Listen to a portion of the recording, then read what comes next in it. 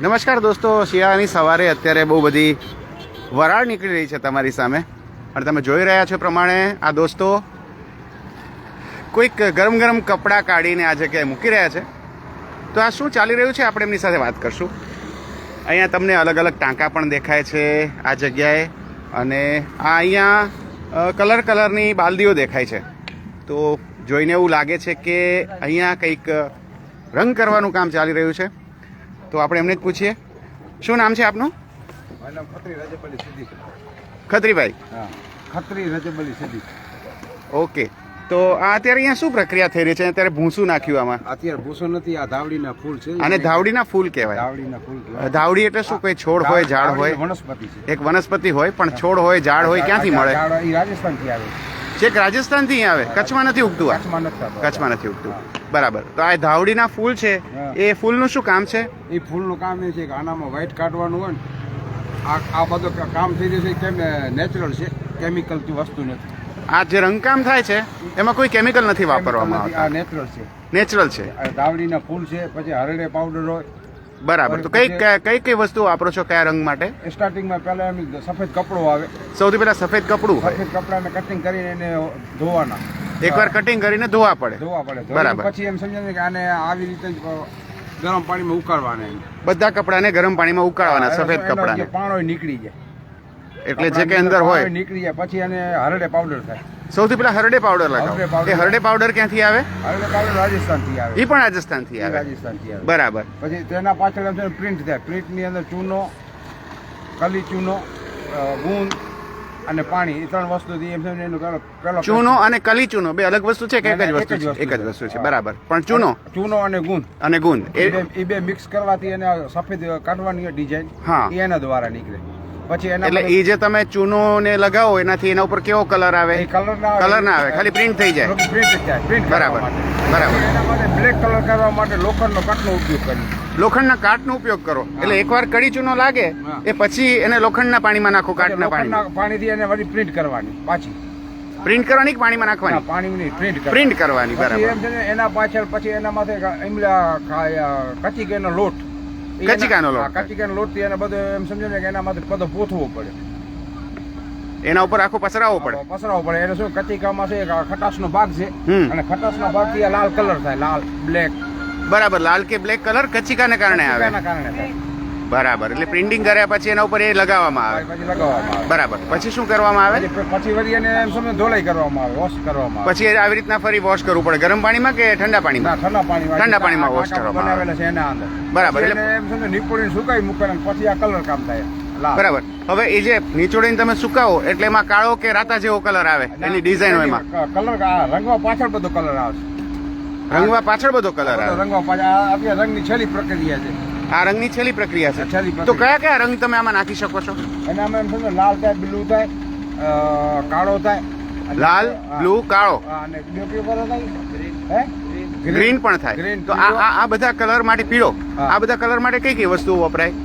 જો પીળો કરવા માટે હાઈદર. શું પીળા કરવા માટે? હળદર. બરાબર. ઓકે. પછી નંબર બીજો એમ સમજીને કે જે બ્લુ કરવો હોય એનામાં નિર્વલ એટલે ગળી. ગળી. હા, બરાબર. અને લાલ કરવો હોય તેમ સમજીને કે આનામાં આવશે મજીઠ. હા, મજીઠ. ઈ વનસ્પતિ ક્યાંથી આવે? એ બધો માલ રાજસ્થાનથી આવે. રાજસ્થાન વાળા ક્યાંથી મંગાવે છે અમને ખબર નથી. બરાબર. પણ તમારી પાસે ત્યાંથી આવે? અમારા પાસે ત્યાંથી આવે. બરાબર. પછી હજી કલર રહ્યો કયો? કાળો રહ્યો ને? કાળો લોખંડના કાંટા આવું તમને બતાવો.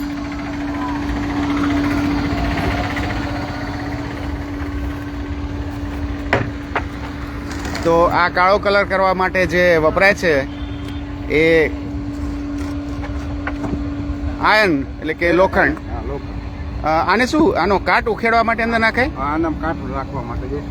હા એટલે અંદર શું સાદું લોખંડ જ હોય કે બીજી કોઈ વસ્તુ? સાદું લોખંડ હોય, હા. એમાં ગોળ હોય, લોખંડ હોય, ગોળ હોય. હા, ગોળ હોય. બરાબર. ગોળ નાખવાનું, બરાબર. લોખંડ નાખવાનું, હા. અને સામાન્ય એમાં લોટ નાખવાનો. લોટ શેનો લોટ પડે? કોઈ પણ લોટ. કોઈ પણ લોટ પડે. કોઈ પણ લોટ. અને પછી કેટલા દિવસે આમાંથી નીકળે? 8 દિવસે તૈયાર થાય. 8 દિવસે તૈયાર થાય. હા. અને આ પછી કાળો કલર કરવા માટે આ વપરાય. બ્લેક કરવા માટે. હવે આ જે બધા કલર નેચરલ છે હા. તો પછી નીકળી ના જાય ધોવામાં? કાંઈ નહીં. હળદરનો કલર કે કાંઈ નહીં, એકદમ પરફેક્ટ થઈ જાય. અને અહીંયા શું શું વસ્તુ બને છે? આ કાપડમાંથી શું વસ્તુ તૈયાર આ થાય? કાપડમાંથી જેવો આ કાપડ છે, હા. એનામાં ડ્રેસે બને. ડ્રેસ બને, દાખલા તરીકે બુસ્કોટે બને. બુસ્કોટ પણ આપણે બને. આ ઘઉંનો લોટ છે, જે તમે બનાવો હોય હા એ બરાબર. પણ આ માર્કેટમાં શું વસ્તુ આમાં વધારે ચાલે છે? મતલબ કે માર્કેટમાં વધારે પૂરતું એમ સમજો ને કે સાડી ચાલે છે, કોટનના ટાંકા ચાલે છે. બરાબર. અને આપણી માર્કેટ ક્યાં? કચ્છની બારે પણ ખરી? કચ્છમાં ખરી એમ છે ને, બારે મુંબઈ જાય છે, દિલ્હી જાય છે, ત્યાં પણ જાય છે. કલકત્તા જાય છે, અને વિદેશ પણ જાય છે. બરાબર. જેના પાસે એક્સપોર્ટ નું કામ છે એ વિદેશી બરાબર. કરે છે. સરસ. આની અંદર શું તમારા બધી બીજા ટાંકા છે? ના ટાંકા હશે. પણ જો, પેક કરી દઉં ને. હા બગડી જશે.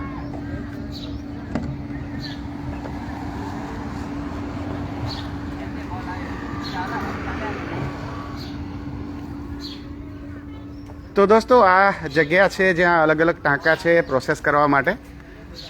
આમથી આમ જવાનું કે આમથી આમ જવાનું? આમથી આમ જવાનું, ધોલાઈ. આમથી આમ જવાનું. પેલો આ, પછી આ, પછી આ. બરાબર. તો આમાં સાદું પાણી જ છે કે કંઈ અલગ અલગ કોઈ કેમિકલ નાખેલા છે? સાદો પાણી જો ચાલુ કરી દો, હમણાં તમને બતાવું. બરાબર. બતાવો. હવે હું પાણી મોટર ચાલુ કરું. બરાબર. અહીંયા પાણી આવે છે. હવે એમાંથી તમારે અલગ અલગ જગ્યાએ પાણી લઈ જવું હોય તો લઈ જઈ શકાય છે. અહીંયાથી નાખીને પછી આ બાજુ જઈ અને કાઢતા જવાનું. અલગ અલગ જોવા થતો આવે. બરાબર. અને સૌથી છેલ્લે શું થાય? સુકાવાથી પહેલા સૌથી છેલ્લી પ્રક્રિયા શું થાય? બારે જે થાય છે આ એ? બારી થઈ જાય છે, હા. પછી એમ સમજો ને કે વોશ કરી હમ. અને સુકાઈ મૂકવાનું. અને સુકાવે કે અહીંયા જ કે સુકાવે છે? સુકાવવા માટે. આ સુકાવાની દોરીઓ છે બધી. બરાબર.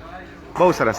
અહીંયા કેટલા લોકો કામ કરતા હશે? અહીંયા એમ સમજો ને કે ખતરી બરાબર બધી ઘાટો ઘાટો આ જ કામ કરે. બરાબર. એટલે તમારા આ કારખાનામાં કેટલા જણા હશે? મારા કારખાનામાં લગભગ 6-7 જણા હશે. આયા 6-7 જણા. હા અચ્છા સર. અજા એટલા અમીન માંથી ખોલી લેતા કારખાના બ્લોક બધા જોઈ. હા હા એ બતાવી દો ને. હા. તો દોસ્તો આજે આપણા સદનસીબે કારખાનાના બ્લોક પણ ભાઈ બતાવવાના છે. ખૂબ ખૂબ આભાર તમારો. હા ખોલી લે કારખાના બ્લોક. તો દોસ્તો આ એક કચ્છની વિશેષ કળા છે અને કચ્છના જે ખત્રી લોકો છે એ આ કળામાં ખૂબ પારંગત છે અને એ કારણે કચ્છની જે આ કળા છે એ દેશ અને દુનિયામાં પણ આજે વખણાઈ રહી છે. અલગ અલગ જગ્યાએ લોકો જ્યારે જાય છે ત્યારે કચ્છની આ ખાસ પ્રિન્ટની ખૂબ માંગ હોય છે. આને કઈ પ્રિન્ટ કહેવાય ભાઈ? અજરક બ્લોક પ્રિન્ટ. તો દોસ્તો અજરક બ્લોક પ્રિન્ટની જે આપણે વાત સાંભળીએ છીએ એ આ અહીંયા થાય છે અને એકવાર થઈ જવા દો પછી કરી દઈએ. એક અંદર ખાલી આવી જાઓ, અંદર ખાલી એક નજર મારી દો. તો આ મોટી જગ્યા છે દોસ્તો. અહીંયા તમને દેખાઈ રહી છે આખી આખી કેવી રીતના પ્રિન્ટ થાય છે અને અલગ અલગ ડિઝાઇન છે એ તમને અહીંયા બહુ સરસ દેખાશે. આ ડિઝાઇનો કોણ બનાવી આપે? ગજબનાક બધી ડિઝાઇનો છે દોસ્તો. તમને જોઈને ખરેખર કઈ જગ્યાએ બને છે આ ડિઝાઇન? ડિઝાઇન આપણે અમદાવાદ બાર જગ્યાએ અલગ અલગ ઠેકાણેથી અચ્છા, કચ્છમાં બનાવે છે કોઈ હવે કે નથી બનાવતું? કચ્છમાં અમુક છે, અજરકપુરમાં છે. અજરકપુરના અમુક લોકો આ પ્રકારના બ્લોક્સ બનાવી આપે છે. પેલા ભુજમાં પણ બનતા. મને એવું યાદ છે ઉપલીપાળમાં એક મામા હતા એ બનાવતા, એ મને ખ્યાલ છે ઉપલીપાળ. તો દોસ્તો આ અલગ અલગ જે પ્રિન્ટ છે અલગ અલગ પ્રિન્ટમાં તમને અલગ અલગ બધી ભાત ઉઠાવી આપે છે જે કપડાઓ છે એના ઉપર અને એનાથી ખૂબ જ ખાસ પ્રકારની જે અજરકની વસ્તુઓ છે આપણને મળે છે. તો દોસ્તો આ જે જગ્યા છે ને આ જગ્યાએ જે કંઈ કામ થઈ રહ્યું છે ખૂબ વિશેષ છે.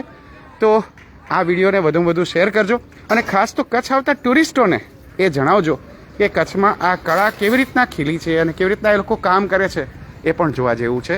તો ખૂબ ખૂબ આભાર ખત્રીભાઈ આપનો. ખૂબ ખૂબ આભાર. આપે તમારી કારખાનું બતાવ્યું. Thank you so much. હવે હું બીજે